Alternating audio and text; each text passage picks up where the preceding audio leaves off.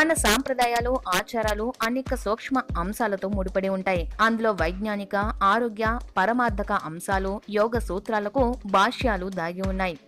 ఒక్కో కోణంలో ఒక్కో ఆంతర్యాన్ని తెలియజేస్తాయి. జీలకర్రను సంస్కృతంలో జీరాదండం అంటారు.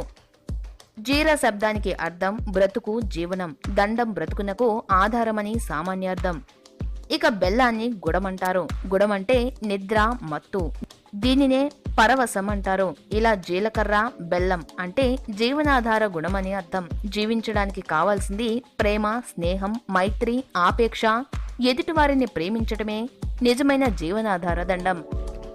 తాను వివాహం చేసుకున్న భార్యను ప్రేమించడం, భార్య భర్తను ప్రేమించడం, ఇద్దరిలో అన్యోన్యానురాగం మాత్రమే. వారి మధ్య ప్రేమ ఒక మత్తులా, ఒక నిద్రలా ఉండాలి. మరేదీ తెలియకూడదు.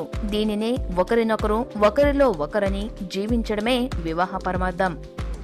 ఒకసారి కలిసిన దంపతులు ఇక విడిపోరాదు. జీలకర్ర బెల్లాన్ని నూరి కలిపితే మళ్లీ మనమే విడదీయలేం. ఆ కలిపిన దాంట్లో ఒక బెల్లమే కనిపిస్తుంది, కానీ జీలకర్ర కనిపించదు. అంటే భార్యాభర్తల జీవనంలో ఎదుటివారికి వారి పరవశం, జీవన మాధుర్యం, ఆ మత్తే కనిపించాలి. దాని వెనుక ప్రేమ, స్నేహం, అనురాగం, మైత్రి అంతర్లీనంగా ఉంటాయి. కలిసిమెలిసి బతుకుతూ సమాజాన్ని బ్రతికించండి అనే పరమార్థాన్ని భార్యాభర్తలకు జీలకర్ర బెల్లం బోధిస్తుంది. ఈ వీడియో మీకు నచ్చితే లైక్ చేయండి. మీ అభిప్రాయం మాతో పంచుకోవడానికి కామెంట్ చేయండి. అందరికీ రీచ్ అయ్యేలా షేర్ చేయండి. కానీ మా ఛానల్ని సబ్స్క్రైబ్ చేసుకోవడం మాత్రం మర్చిపోకండి.